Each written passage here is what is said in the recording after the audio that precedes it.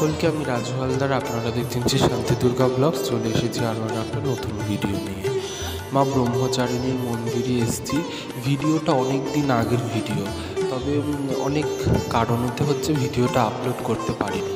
ছোট্ট একটা ভিডিও, সেই ভিডিওটা আপনারা সবাই মনোযোগ দিয়ে দেখবেন। মা ব্রহ্মচারিণী নৈহাটিতে একটা জাগ্রত মন্দির।